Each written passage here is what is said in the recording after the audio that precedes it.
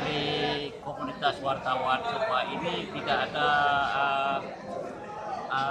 lembaga yang tergabung, tapi semua adalah komunitas wartawan yang ada di Aceh mengharapkan agar kita memang tidak membuat berita-berita yang sifatnya hoax. Sekarang ini kan banyak online, juga media cetak dan media elektronik yang kita inginkan bahwa berita itu berita fakta dan data, tidak berdasarkan berita-berita yang hanya dengan unsur fitnah, unsur tidak bisa dipertanggungjawabkan.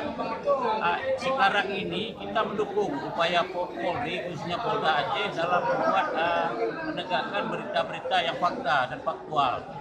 Saya pikir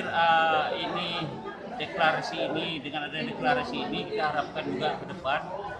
para wartawan insan pers agar benar-benar membuat berita yang benar